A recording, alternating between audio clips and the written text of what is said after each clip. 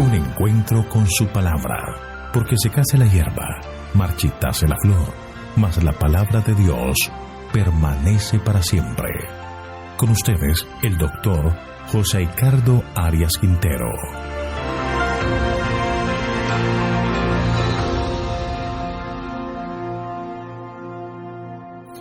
Hoy vamos a estudiar Mateo capítulo 18, versículos 15 hasta el 22. ¿Cómo se debe perdonar? Te invito a orar. Padre nuestro que estás en el cielo, gracias te damos, querido Señor, por el amor, los cuidados, la bondad que ha tenido con nosotros y nos concedes un día más de vida. Permítenos hoy transitar tomados de tu mano. Ayúdanos, Padre eterno, para que al abrir la Escritura podamos tener entendimiento y podamos comprender el mensaje que tienes para nosotros. Te pedimos que tu Espíritu Santo esté en nuestro medio y que podamos de esta manera aplicar correctamente estas verdades a nuestra vida. Gracias, Señor, por escucharnos y concedernos tu bendición, pues lo pedimos en el nombre de Jesús. Amén.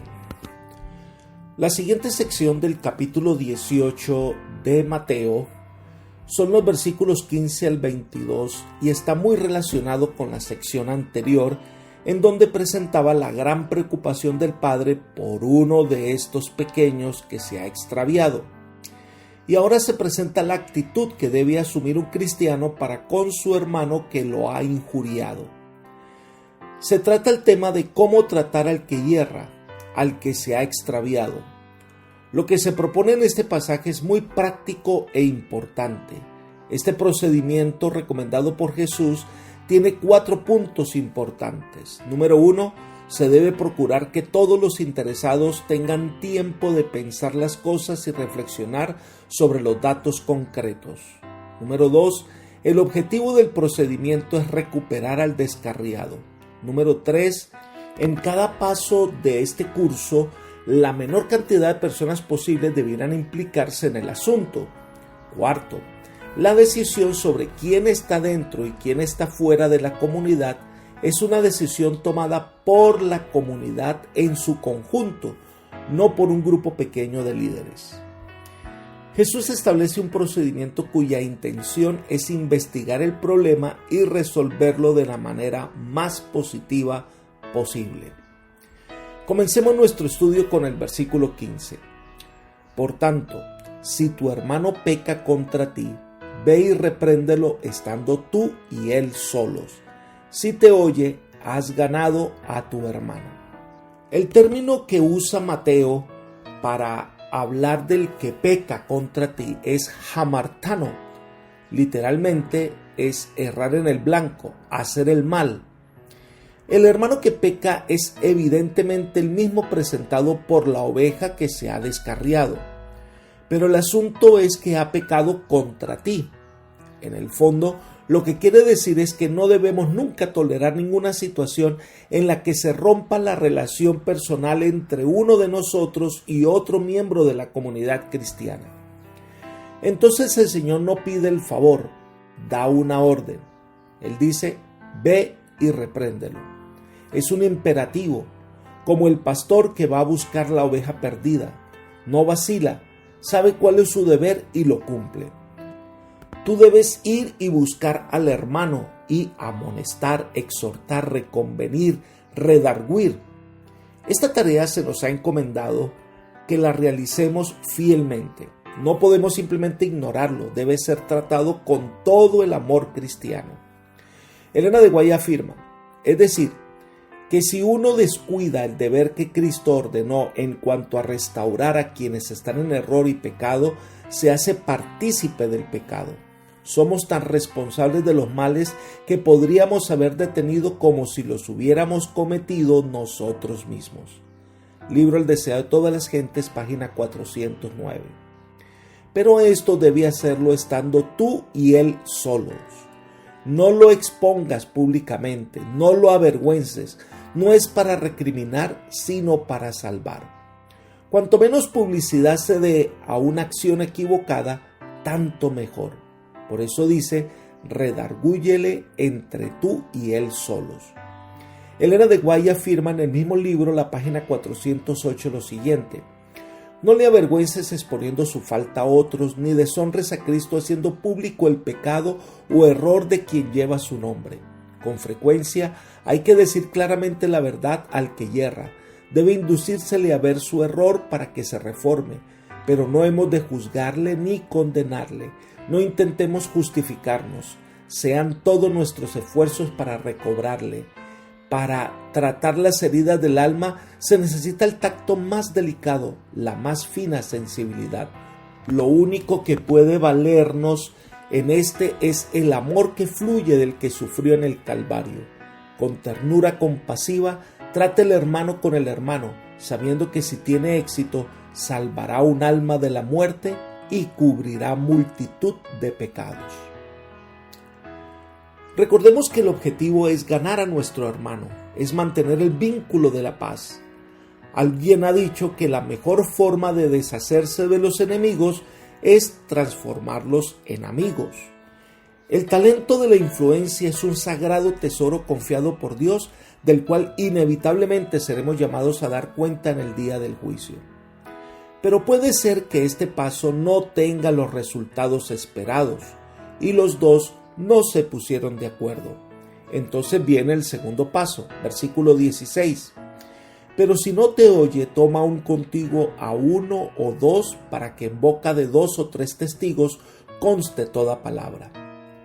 Si la persona no está dispuesta a admitir que hizo mal, a modificar su conducta y reparar hasta donde sea posible los errores del pasado, entonces ahora debe llevar 2 testigos, personas que no estén implicadas en el asunto, para poder expresar sus ideas libres de prejuicio y para aconsejar al hermano que ha errado.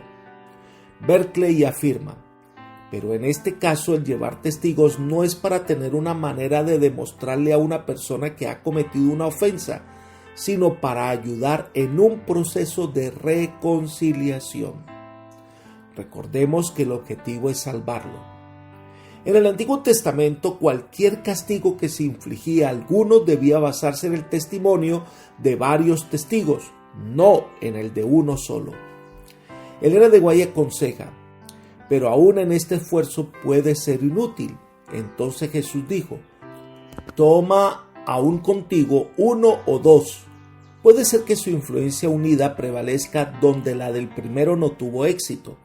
No siendo partes en la dificultad, habrá más probabilidad de que obren imparcialmente, y este hecho dará a su consejo mayor peso para el que yerra. Libro El deseo de todas las gentes, página 408.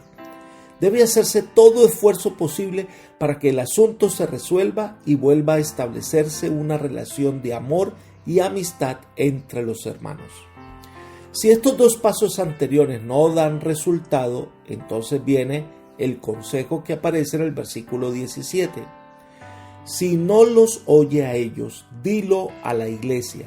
Si no oye a la iglesia, tenlo por gentil y publicano. Aquí podemos decir que se nos presenta el tercer y cuarto paso. El tercer paso en el proceso de llevar a un miembro de la iglesia a reconocer su falta y a estar en el redil del Señor, cuando dice que es llevado a la iglesia, es para que la iglesia ore por él y con él. Es para que la iglesia haga el proceso de ayudarle. Aún todavía no se habla de disciplina, sino de amonestación. Elena de Guay, en el mismo libro, la misma página, dice: si no quiere escucharlos, entonces, pero no antes, se debe presentar el asunto a todo el cuerpo de creyentes. Únanse los miembros de iglesia como representantes de Cristo en oración y súplica para que el ofensor sea restaurado. El Espíritu Santo hablará por medio de sus siervos, suplicando al descarriado que vuelva a Dios. La iglesia hace todo el esfuerzo necesario para restaurar. Berkeley aconseja: es en un ambiente de oración, de amor cristiano y de comunión fraternal donde se pueden enderezar las relaciones deterioradas. lo que se da por sentado es que la comunidad eclesial es cristiana y trata de juzgarlo todo no a la luz de un libro de práctica y disciplina, sino a la luz del amor. Pero finalmente rehúsa la ayuda de la iglesia, rechaza la amonestación de la iglesia. De esta manera, ha roto todo vínculo que lo une a Cristo y a su iglesia. Entonces viene el cuarto paso, la parte de la disciplina eclesiástica. Cuando el Señor dice, tenlo por publicano gentil, es decir, ya no hace parte de la comunidad de la iglesia. Esto no quiere decir que debe ser despreciado, rehuido o descuidado.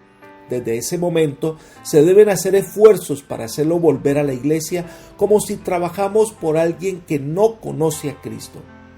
Debemos tener cuidado cuando trabajamos por una persona que fue separada de la iglesia, para que al tratar a esa persona no se dé la impresión que participan de su mala conducta y que en cierto sentido la aprueban. Ahora, la iglesia debe ejercer disciplina para bien de la misma congregación. Elena de White nos amonesta al respecto.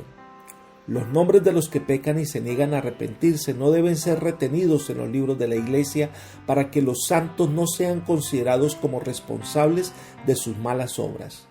Los que siguen el camino de la transgresión deben ser visitados y trabajar a favor de ellos, y si aún rehúsan arrepentirse, deben ser eliminados de la feligresía de la iglesia, de acuerdo con las reglas establecidas en la palabra de Dios.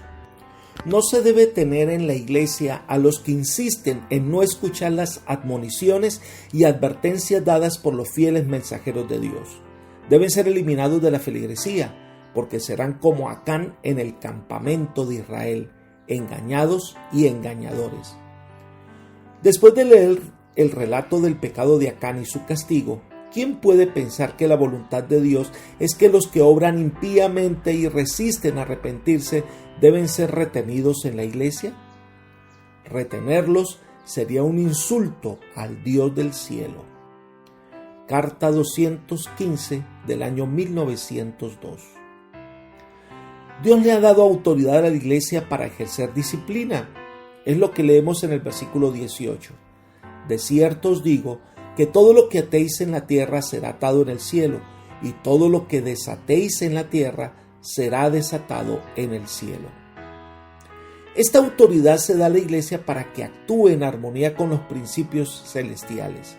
Cualquier decisión que se tome al respecto, debemos entender que se habla del destino de las almas, y la manera en que abordemos este problema tendrá consecuencias eternas.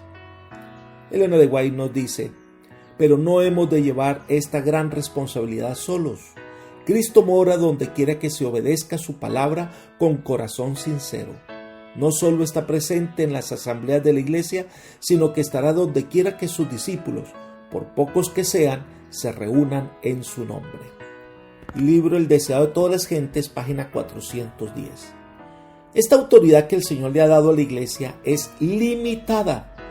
Ella tiene como objetivo de traer a las personas al Señor, para que el Señor perdone sus pecados y restablezca su vida. Nunca fue la intención del Señor dar autoridad a la iglesia de perdonar pecados o de ofrecer indulgencias. Esta no es la obra que el Señor le encomendó a su pueblo. Elena de White aclara: Cristo no dio ningún derecho eclesiástico para perdonar pecados ni para vender indulgencias para que los hombres puedan pecar sin incurrir en el desagrado de Dios, ni dio a sus siervos libertad para aceptar un regalo o un soborno para encubrir pecados y que éstos pudieran evitar su divina censura. Jesús encargó a sus discípulos que predicaran la remisión de pecados en su nombre, en el de Jesús, en todas las naciones, pero ellos mismos no recibieron el poder para quitar una mancha de pecado de los hijos de Adán.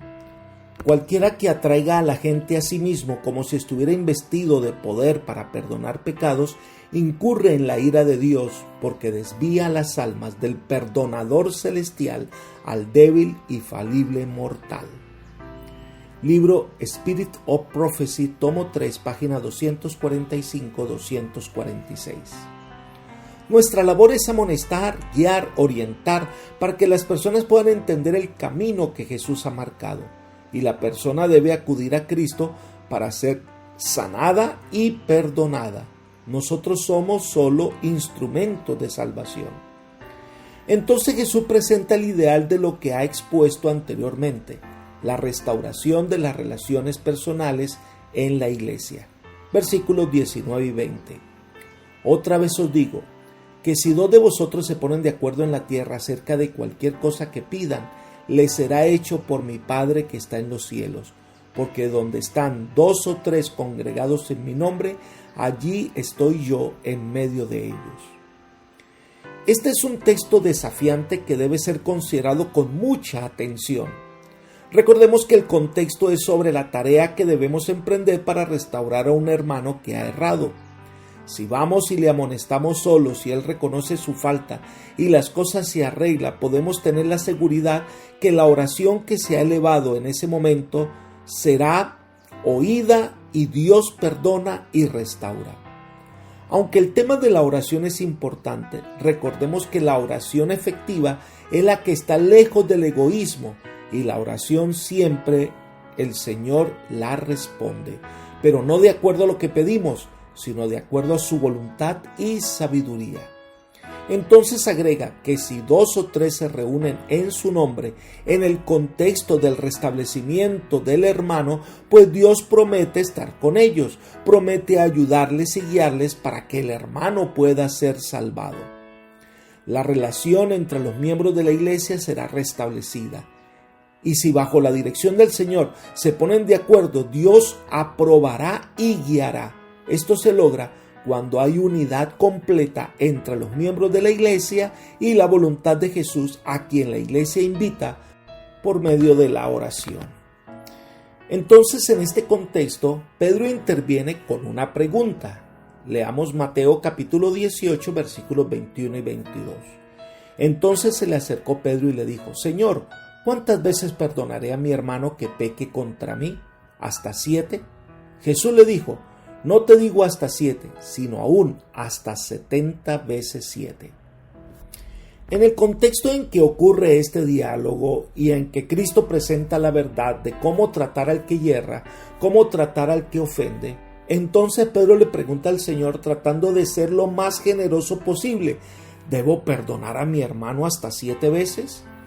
Los fariseos entendieron mal lo que Amós capítulo 2 versículo 1 registra. Así ha dicho Jehová: por 3 pecados de Moab y por el 4º no revocaré su castigo. Entonces los fariseos consideraban que debo perdonar a mi hermano hasta 3 veces, pero como Pedro sabía que Jesús iba a ir más allá de los fariseos, mostrándose generoso, le dijo hasta 7. Además que este número denota perfección. Pero el perdonar a una persona 7 veces y nada más sería otorgar un perdón limitado. El perdón, ya sea de parte de Dios o del hombre, es mucho más que un acto judicial. Es el restablecimiento de la paz donde ha habido conflicto. Pero el perdón es aún más que eso. Incluye también los esfuerzos para restablecer al hermano que ha errado. La respuesta de Jesús dice: no digo hasta 7, sino hasta 70 veces 7. Hay mucha discusión sobre lo que implica este número dado por Jesús. El número en sí no es importante, pues es solo simbólico. Cualquiera de las cifras armoniza con la verdad que aquí se presenta, es decir, que el perdón no es un asunto de matemáticas, ni de reglas o leyes, sino de actitud.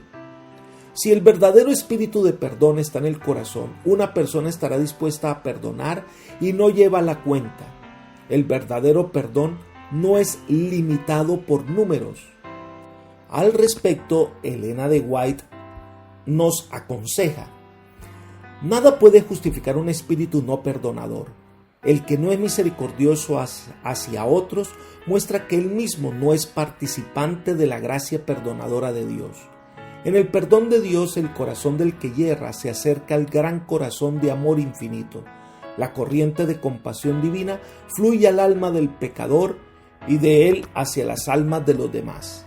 La ternura y la misericordia que Cristo ha revelado en su propia vida preciosa se verán en los que llegan a ser participantes de su gracia.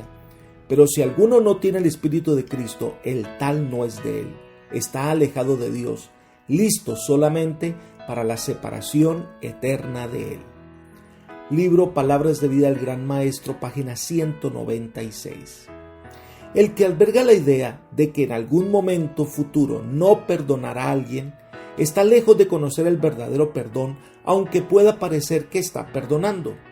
Si el espíritu del perdón mueve el corazón, una persona estará tan dispuesta a perdonar al alma arrepentida por 8ª vez como si lo estuvo la primera vez o la vez número 491 como lo estuvo la 8ª vez. Este es un desafío para nuestra vida, para nuestro orgullo y nuestra forma de ver las cosas. Es un desafío a amar a Dios y al prójimo, pero no podemos realizar eso con nuestra fuerza o con nuestra determinación. Esto implica estar imbuido del Espíritu de Cristo. Solo Él puede hacer que tengamos ese espíritu perdonador y podemos amar al que yerra y guiar a las personas a amar a Dios con todo su corazón. Apreciado amigo y hermano, el amor de Dios es grande, abarca a todo ser humano. No importan nuestras equivocaciones, Dios siempre está listo para perdonarnos y salvarnos, restaurar nuestra vida. Al experimentar el perdón de Dios, este perdón debe extenderse a nuestro prójimo, a aquellos que cometen errores o a aquellos que nos ofenden.